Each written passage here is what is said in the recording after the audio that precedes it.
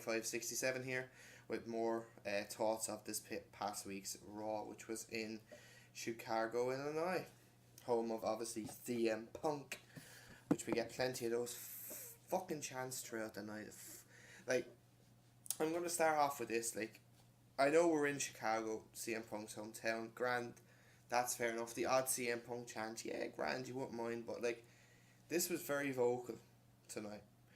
And during the AJ Lee Alicia Fox match, like, for fuck's sake, when Paige was talking, we say she was talking before Alicia came out. They basically CM Punk, CM Punk. Would you ever fuck off? The guy's not coming back, you morons. The guy, if CM Punk actually talked to every fan that chanted CM Punk last night, he'd probably tell you to go fuck yourselves, because he doesn't care about his fans or whatever. He doesn't care. He doesn't want to wrestle anymore. Leave him off. I think he wants to go to UFC. He'd probably get his ass kicked, probably. But I don't give a fuck about CM Punk anymore. I like the guy. I did like him. I thought he was a decent worker. He had some great matches in WWE and wherever other wrestling company he went to. But at the end of the day, he's a selfish prick who all he thinks about him fucking self. If you see his the CM Punk DVD, how many times wasn't he unhappy in WWE? Like, if I was given the World Heavyweight title match, I'd be fucking delighted. But no, he's not, because he's a selfish cunt. So, I can understand where he's coming from too, but like, at the end of the day, like, he was basically, if he doesn't win the world title, the WWE title, and if it wasn't the main event at Money in the Bank 2011, he was going to leave the company. Like, that just shows like how childish some wrestlers are, how childish the wrestling industry is at times. Look at fucking John Cena, won't put over fucking new star. Look, CM Punk, he doesn't get into the main event in his hometown. He's gonna go home fucking crying to his mammy or whatever. Like, it's fucking ridiculous how this guy, even the fans are getting worse, in my opinion. Like, at the end of the day, like, this was too vocal. And you know what, I was fucking delighted when we started off the show, because when the Authority came out, that's all they were chanting. Stephanie says, "Thank you for this warm welcome." The idiots then start chanting CM Punk. I always wonder why they cheer for quitters, which I had to admit, I give Stephanie, they done well with this. They can relate, they're all quitters too. Stephanie talks about Ambrose stealing Rollins' briefcase. We will send Ambrose a message, it will not be tolerated and all this crap. The briefcase is the symbol of the WWE and all that. We will not let anyone disrespect this business. Paul Heyman comes out, my client feels disrespected when seeing things he was this close from winning the world title. And then when your boy got involved and the curve stomped Brock Lesnar and attempted to cash in the Money in the Bank, does he have a problem to deal with? Rollins comes out, no one told him to cash it in, I done it on my own, I acted alone, none of us wanted to see Cena win. He says, if I've offended your client, Brock Lesnar, I am truly sorry. So Heyman goes, grand, fair enough, all this crap. But I said, next time you will be dealing with Brock Lesnar. So Triple H kind of tries to intimidate Heyman. He shakes his hand, all that crap.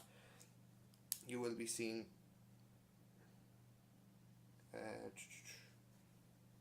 yeah, basically. Ambrose then tells Rollins to... if you want, basically... what was it? Basically, if you want the Money in the Bank briefcase, come get it, basically. So the Authority walk up the entrance ramp and Cena comes out, he attacks him and all that lovely stuff. So yeah, basically then we see him backstage. Triple H talks to Jamie Noble and Joey Mercury, basically saying to go get the briefcase. Next, so we have our first match of the evening. Dolph Ziggler defeats The Miz and Cesaro in a really good match to retain the Intercontinental title. The only thing I hated about this, well, not hated, or I didn't like about this match is the fact that it was not that long. I think it was less than 10 minutes. This match could have went 12 to 13 minutes. Perfect. It was a good match. Some good stuff. Cesaro, then again, like, this is what I don't get about WWE. Look at Cesaro, another good match.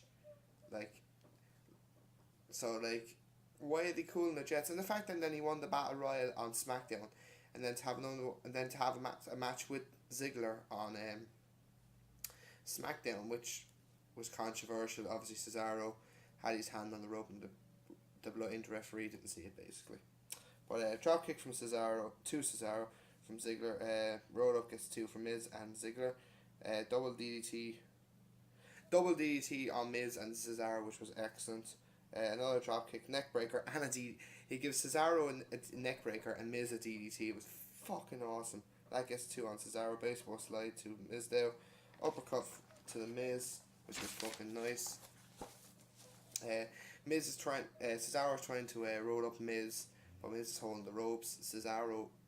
Ziggler catapults Cesaro into head first into Miz's balls. Figure 4 to Miz, but Cesaro breaks it up. Uppercut to Miz when he was in mid-air. Super kick to Cesaro. Ziggler covers Miz for the win. So yeah, good match. Enjoyed it. Wish it went at least another 4 or 5 minutes because this match was fun. Best match we probably had on Raw for a while. And all in all, happy days. Good to see the Intercontinental title getting some good matches lately. It's a shame about the title changes all the time, but other than that, like, we've had some good matches, so happy days. Then we get Layla defeating Rosa, which is good for her. Another basically total divas match, I think, in my opinion. I don't know why Tyson Kidd was out. I don't get why Tyson Kidd was out there. All he was doing was had his headphones on, doing something stupid, making him look like a complete and utter fucking prick, basically. But shite match. Layla wins with that fucking not glam slam, whatever it's fucking called. It's like a neck breaker. Who cares? Ambrose comes to the ring, sets up a table. Ambrose then saw basically Jamie Noble and Mercury in the concession stands. He waved to them, and basically Noble was eating a hot dog, which was funny. Then we have Ambrose clearance sale. They have Noble and Mercury come out. Ambrose with an absolute excellent fucking response. I didn't think they were going to bring out the cruiserweights. I didn't think they'd send out the cruiserweight division, which was fucking brilliant. At me, basically. That made me laugh. Crowd chant table. Come in and get the briefcase. They bail. He gives the crowd free t-shirts, basically, and the big bag that he had with it. Rollins and security come out. Ambrose says, I could swear to security, I swear you were rosebuds last week, which was fucking brilliant. So he leaves the ring, leaves Rollins get his suitcase, and basically he opens it and green slime goes all over his face, and Ambrose's fucking reaction was absolutely fucking superb. So brilliant. So yeah, next match, Bo Dallas defeats Mark Henry in a shite match.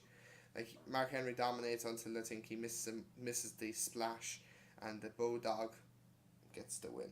After the match, Mark Henry attacks Bo Dallas and kicks the shit out of him, basically. And yay, we get the Bella twins, don't we? Oh, Brie takes on, I think, is it Cameron and fucking... Who's that other bitch? Fuck. Cameron and... Eva Marie? I want to say Eva Marie. But I don't give a shit. I honestly don't care. And then we have another match. Then we have the last Matadors losing to Titus O'Neil and Heath Slater. Hornswoggle is dressed up as an alligator. Yeah. I don't know.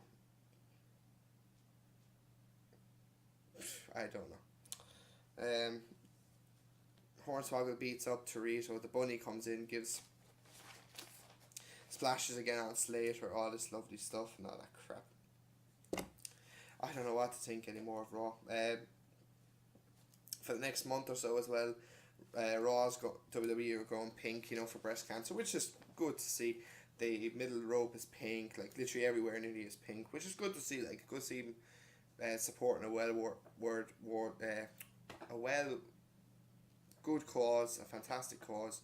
I'm absolutely delighted to see that. Now that shows WWE not all fucking bad, but yeah, all good to me really. Like, the Hulk Hogan's going to be on the show later on, which, grand, fair enough, he's doing something for breast cancer, but I don't think they needed Hulk Hogan to promote it, but we'll get to that later.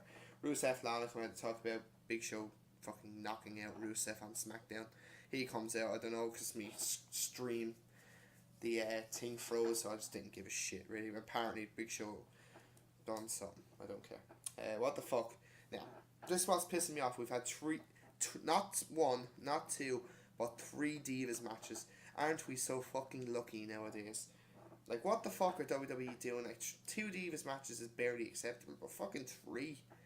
Fuck off. AJ Lee, Alicia Fox defeats AJ Lee. So apparently now the WWE Network is not coming out till November the 1st instead of October the 1st. So basically, JBL and WWE basically lied to everyone in the UK and Ireland. We were supposed to get it tomorrow, to the 1st of October, which is tomorrow, which is Wednesday. They said October 1st. At the end of the day, I'm getting fucking sick of this. The UK and Ireland should get this well before any other country. Take out America, Canada, Mexico, or all the North and South America. At the end of the day, the UK is one of the biggest places for WWE. Ireland, it's not that big, but it's under the, you know what I mean, it's under UK and all that shit. But that's no disrespect to other countries throughout the world, but there's places like fucking, I think like fucking Greece getting it before the UK, like Greece. Like, I'm sorry, but like, I just think it's an absolute fucking disgrace in my opinion.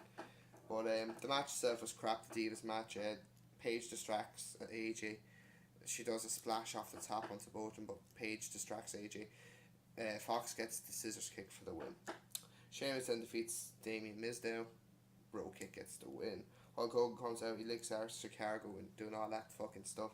Talks about the breast cancer, they had survivors in the crowd, which was a nice touch, but I don't think they needed Hulk Hogan for that really. It's an easy payday for him, and no doubt he was getting paid to do that, so, which I think is a bit where they could have got someone from the roster or somebody else to do it, in my opinion. I know, fair enough, Hulk Hogan is this big massive icon still, but I still think they could have got someone else to do it, in my opinion, and basically could have saved a bit of money. But hey, still going towards a good cause and all that, and which I do support breast cancer awareness month. Then the main event, which goes to a no contest, obviously, because Rollins got involved. Match was okay, wasn't anything special. Just getting sick of watching Kane and Orton. Really, to be quite honest, Kane is just every week he seems to have a match. It wasn't great.